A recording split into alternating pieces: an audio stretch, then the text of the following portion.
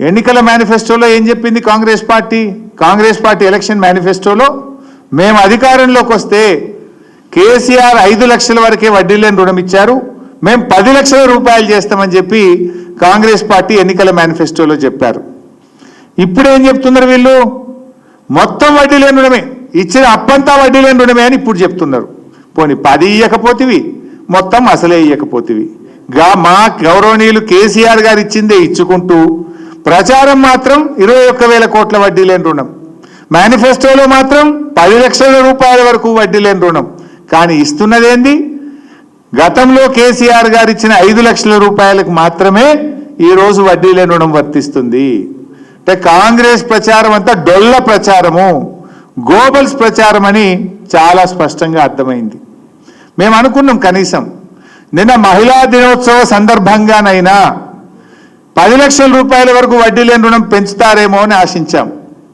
అది పెంచకపోగా 21,000 కోట్ల రూపాయల వడ్డీ లేని రుణం ఇచ్చినామని చెప్పి ఈ రాష్ట్రంలోని మహిళలందరినీ కూడా ఈరోజు కాంగ్రెస్ పార్టీ మోసం చేసింది.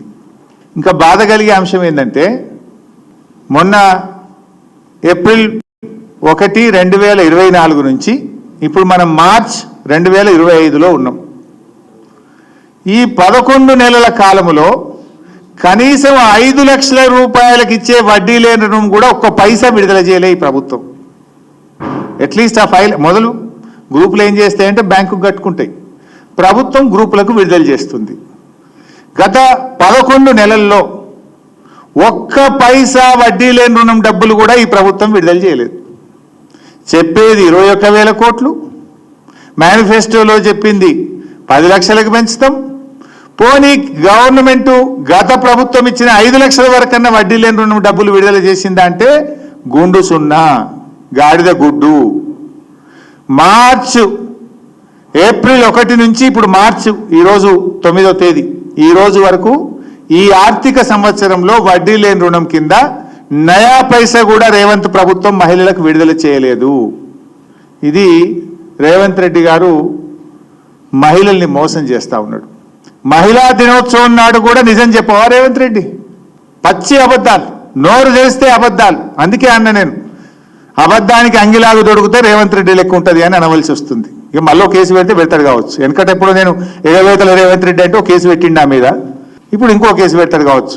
కానీ నిజమే కదా, నేను చెప్పిన దాంట్లో అబద్ధం ఏముండదు. ఇప్పుడు ఇది ఒక్కటే చెప్పి నీకు 5 నిన్న ఒక్క మీటింగ్ 5 చూపిస్తే ఇప్పుడు మీకు నేను మొదటిది ఇప్పుడు 21,000 కోట్లకు వడ్డీ లేని రుణం అనేది మోసం, దగా. నేను ఇది అసెంబ్లీ ప్రొసీడింగ్తో చూపించిన, వాటికి చెప్పలే. అసెంబ్లీలో రాష్ట్ర ప్రభుత్వ సమాధానంతో నేను చెప్తున్నా.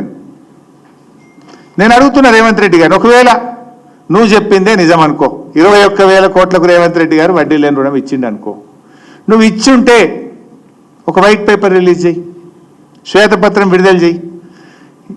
ఎన్ని వేల కోట్ల అప్పులు ఇచ్చినావు, ఏ గ్రూప్ ఎంత తీసుకున్నది, ఏ గ్రూపుకు, ఏ మండలానికి, ఏ జిల్లాకు ఎంత వడ్డీ లేని రుణం విడుదల చేసినావో మొత్తం 21,000 కోట్లకు సంబంధించిన వైట్ పేపర్ రిలీజ్ చేయి. వైసాబ్ మీకు తెలియంది ఏముంది? 21,000 కోట్లకు వడ్డీ లేని రుణం అంటే 12% ఇంట్రెస్ట్ అంటే 2,100 కోట్ల రూపాయలు ఇవ్వాలి కదా, ఇచ్చినావా? అంటే అంత మోసం. పాపం మహిళలు అమాయకులు అనుకుంటుండు. అందుకే మహిళలు నువ్వు స్పీచ్లు ఇస్తుంటే పోతుంటే గేట్ల కాడ తాళాలు వేసి పోనీయకుండా పెట్టినావు కదా. నువ్వు మాట్లాడుతుంటే లేచిపోయిండ్రు. నీ అబద్ధాలు వినలేక మహిళలు లేచిపోయే ప్రయత్నం చేసిండ్రు.